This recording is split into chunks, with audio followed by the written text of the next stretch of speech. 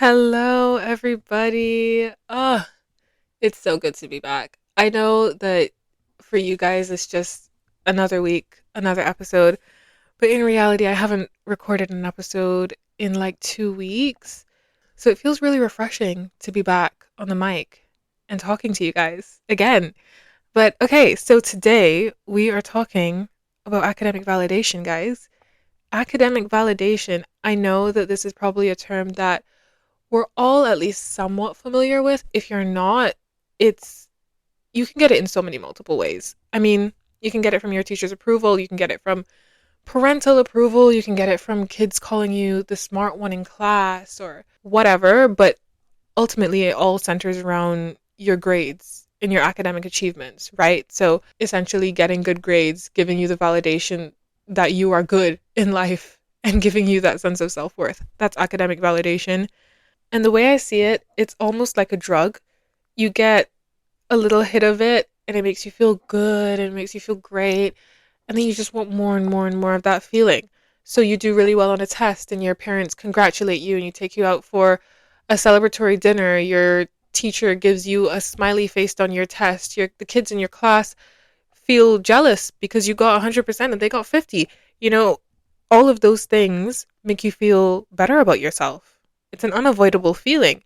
And then you want more of that feeling because it's like, whoa, okay, this is how I get people's attention. This is how I get people to think good things about me and also make myself feel great about me too. So you keep seeking that validation. And then at the times when you don't get it, let's say you did worse on the test than that you did the next time and you fail or something. And then of course you feel like shit because this time you didn't get that validation. You'd feel more shitty than if you hadn't done well on the previous test and everybody loved you for it. Because now people are expecting it from you. You start doing really well and then people expect it from you, and when you don't meet that mark, you kind of feel like shit and crave that validation again. So you seek it again and again and it becomes a source of your self-worth in a way. So you kind of see what I mean by it's like a drug. And that was kind of my experience with it as well. So, academic validation and I are very, very good friends. We know each other very well.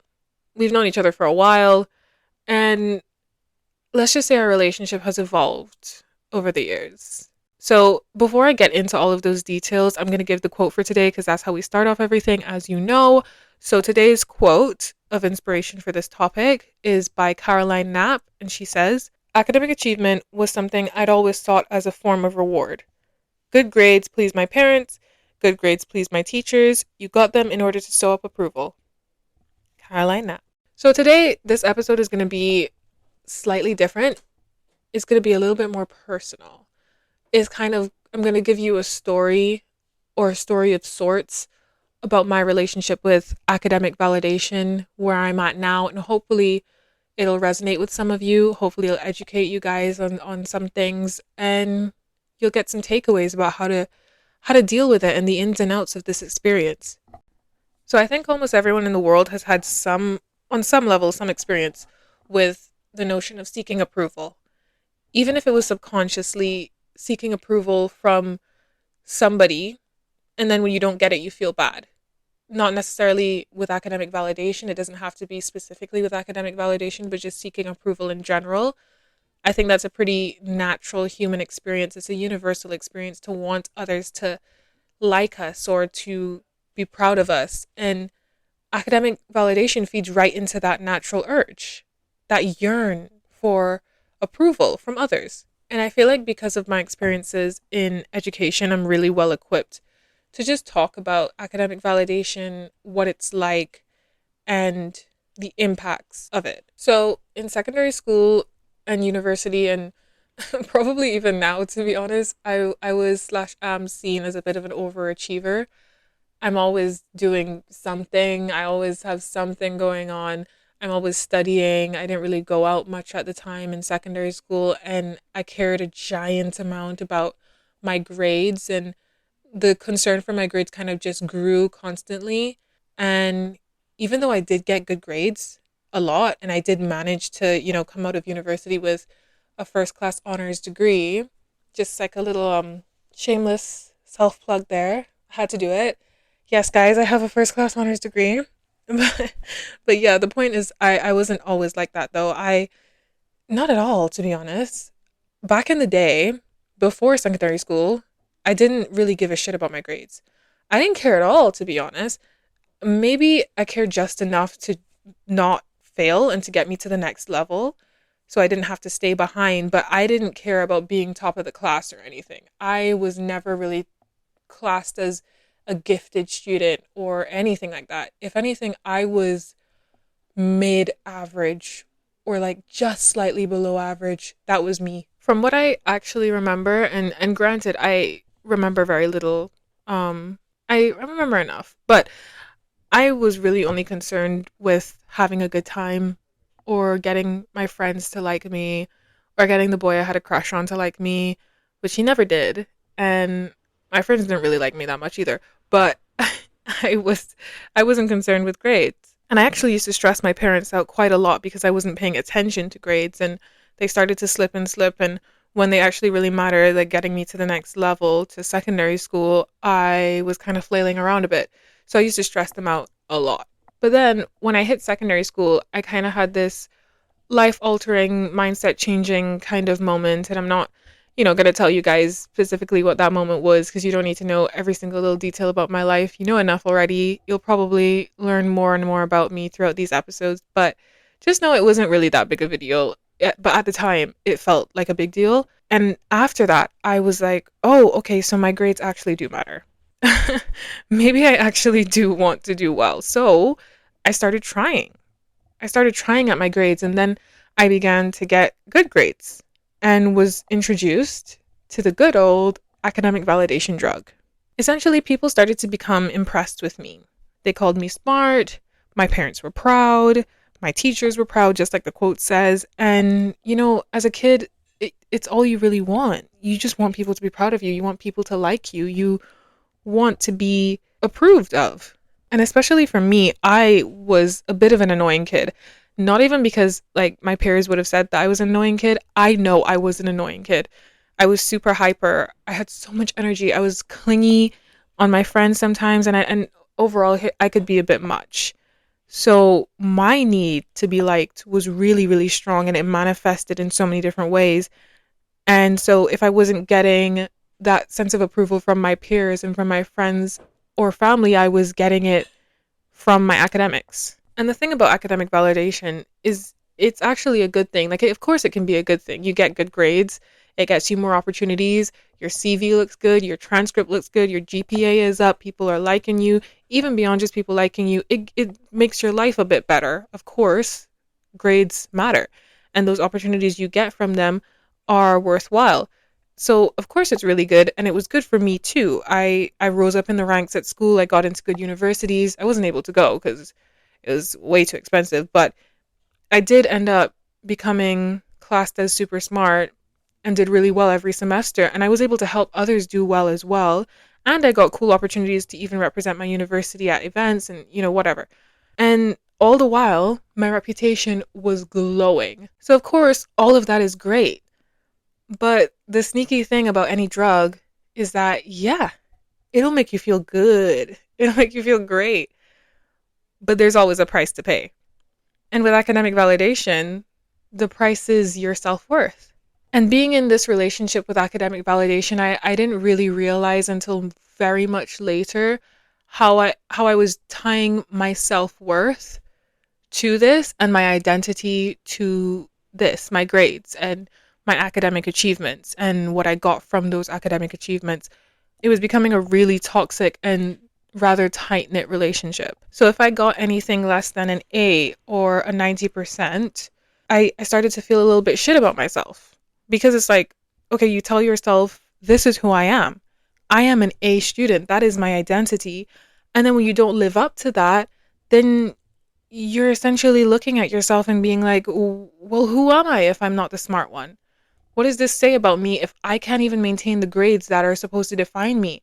And I can't meet the standards that I set for myself and that other people expect of me. I'm ultimately disappointed in myself for not living up to my expectations of who I am and, of course, who others would have classed me to be. And I don't know about anybody else that has experienced academic validation, but for me, it went a little bit beyond my grades as well.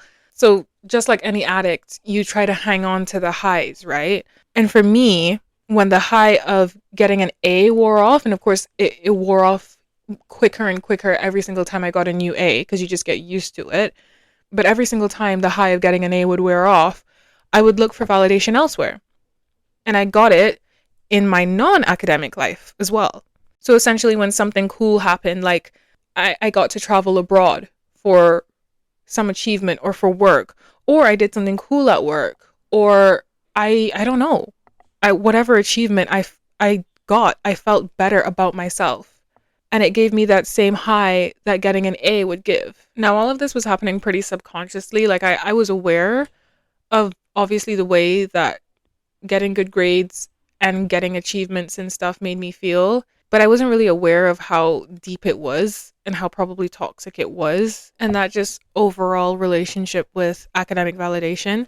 And it's not to say that I went to these conferences and sought after these achievements and became an activist for the validation of it. I did so because I care about the causes, but I'm not gonna lie and say that when I achieved something cool and people congratulated me for it and thought that I was awesome, it didn't make me feel better about myself. Of course it did.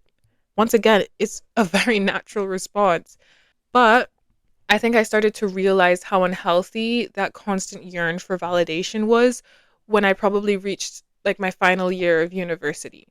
And at that time, I was in a full-time job, doing full-time school, in a romantic relationship, on the executive of a university club, and also in another committee organizing and planning different events. So I was essentially overdosing on validation. And at that point, it wasn't even validation from others. It wasn't only validation from others. Because the crazy thing about academic validation and the crazy thing about having a relationship with it for so long is that at a certain point, you do so many things that are great and really impressive that at a certain point, people aren't really surprised anymore. They stop congratulating you and start expecting that from you. So, of course, then at that point, it wasn't really validation from others, it was from myself. I had now placed, I don't know, let's say 85% roughly of my self worth in whatever I was achieving. Every now and then, I had this practice of counting up all the things I was doing and that I was doing well and base my self worth on whether it was a sufficient number. So, just for example, I would literally sit down with myself at the end of the day or at a certain point when I'm starting to feel low about myself, and I'd be like, okay, so I'm part-time modeling. I am on my way to Dubai next month. I am doing really well in school. I got an A on that presentation. Um, I am on track for first class honors. I have like 50 million things on my CV. I just got asked to do this one other job. Like all of these things, I would just add them up. And with every number of things that I was achieving, it would help me feel better about myself. And it would literally it would validate me in who I am and my self worth. And don't get me wrong, of course it was a toxic practice, but it did the job for a while and it made me feel good about myself, but only until that overdose on validation caused me to burn out. I mean, obviously. And if I want to beat this drug analogy that I've been using to death, I guess you can say I OD'd on validation. And it would be so great and really full circle of me to say that after that point, I took a good, long, hard look at my life and I made all of the changes that I needed to make and made myself have a much healthier relationship with my self-worth and my academics and my achievements. And now I'm so great and I'm totally fixed. But life isn't so clean cut like that. Unfortunately, it's not the movies. So I did not do that at all. I basically just did whatever Google told me to do to get out of a burnout as quickly as I could and the easiest things that I could do, and went back to my life exactly as it was until I eventually started to burn out again and again. And then overall just resent what I was doing and lose interest in whether I did well. at my stuff, whether it was school or whether it was work or whatever. I just started to half-ass things. I didn't lose interest enough to stop getting A's because by then I had had a pretty good system of how to get them. I had just kind of cracked my own personal code. And at that point, it was really just my final semester of university. So it wasn't much left. And I couldn't really tank my GPA too hard. So yeah, it wasn't really that bad and it didn't really have that much of an effect on my grades. But personally, I had stopped caring. And I realized, okay, this shit doesn't matter as much as I make it out to matter. So that kind of burnout kind of helped me a little bit because I was like, okay, overall in the grand scheme of things, this really don't matter, babe. Like, yeah, it matters. Good grades matter. Job performance matters. Achievements matter. But it's not the entirety of who I am and what my worth is made up of. I got to a point, like I really got to a point, and I really can't tell you what that exact point was. I don't think it was necessarily the burnout, because like I said, I kept going back to my bad habits. But I did get to a point where I realized that there was more to life and there was more to me than this. And maybe it was a gradual thing, like maybe it wasn't this big eureka moment, and that's just where I'm at right now. So right now, I am 22 years old with a bachelor's degree in international relations. I'm a climate advocate, unemployed, at least at the time I'm filming this, having lots and lots of slow, uneventful days. And that's absolutely okay. And there's a point in my life back in the day, well, I'm saying back in the day like it wasn't literally like a couple months ago. I am still on the journey of figuring my life out, so I'm not fully fixed. Please don't assume that. But back in the day, in heavy quotation marks, that counting up of things that I just did would not have fit the bill. I would have thought of myself as inadequate. But right now, I feel pretty damn good about who I am and validated in my own self-worth. And I get that from other things.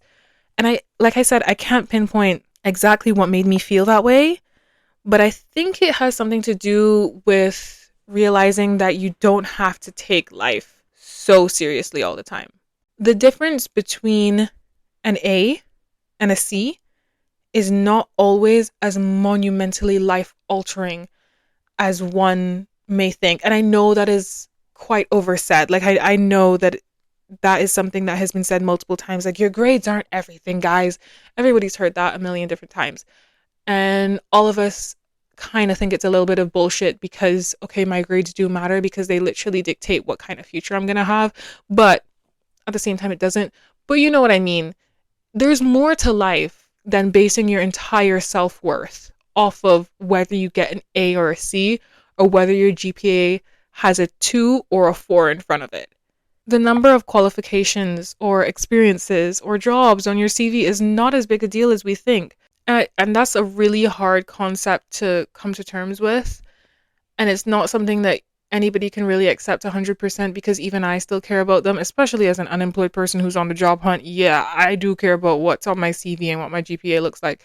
But the difference now is that I can say that I feel so much more validated and happy in my life pursuing things that interest me just because they interest me, not because I think it's going to look good on my CV or because I think people will think better of me if I do these things. And like I said, please take that with a grain of salt. I'm not saying I did the previous things I did to make people think I look good. That is not why. But there were some things where I was adding up things just to make sure that I met my mark for self-worth. But what I'm saying now is that I am just doing things because I am interested in them. Stuff like this very podcast, for example, it makes absolutely no money so far.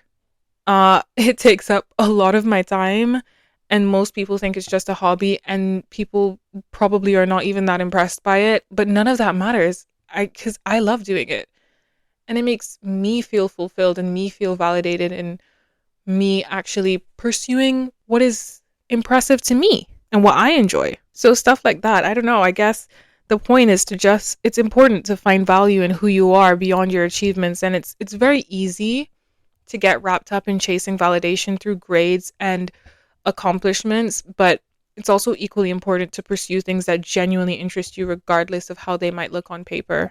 And if I was to go back to my secondary school to university self who was just deep in that academic validation phase, I don't know what I would say to them. I think I would say thank you, first of all, for getting me to the point that I'm at right now with my achievements and my GPA and my CV and stuff like that. But, you did a really great job. Props to you, babe. But I would also just remind them the same thing that I remind myself even now, because like I said, I'm not fully fixed, that life is not just about collecting accolades.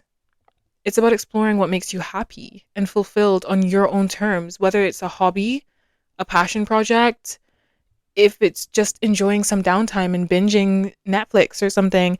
These are things that make you who you are. And these are also things that are okay to do every now and then. Like, you don't have to be constantly on and constantly achieving. It's not freaking Pokemon of life. You don't have to keep like catching all of these different things to make you feel good. It's not just all about titles and grades. So yeah, I think that's probably what I would say to her. And I hope it's something I can share with you as well if you're experiencing a really deep and toxic relationship with academic validation, or if you're curious about academic validation, or if you feel like grades are the be all and end all of life. Just remember that there's more to it. And that you're not the only one. That all of us have been in that seeking approval stage in some way, shape, or form. Even our lovely Caroline Knapp, who gave a stellar quote for us today that really hit the nail on the head and inspired me to talk about this topic that really does hit home for me. So yeah, I'm going to wrap this up, guys. I don't have anything else to share about this. Unless I think of something else and make it another episode. But that's all I have for you today, guys. Thank you so much for listening, as always. Thank you so much for tuning in and constantly supporting me, for all the people that support me on this podcast. I really, truly appreciate it, you guys. And if you want more of this podcast, please make sure to check out the socials. It's Notes and Quotes Pod on Instagram and TikTok, and the Notes and Quotes Podcast on YouTube. If you want more of me, check me out at Naomi A. Cambridge on Instagram. And if you enjoy this podcast, please make sure to leave a review, leave us feedback. And if you want to talk to us directly, feel free to DM us on Instagram, or you can send us a text. Just look at the bio and see you can send us a text there as well. And do all the things. Follow, share, subscribe, whatever the thing says to do.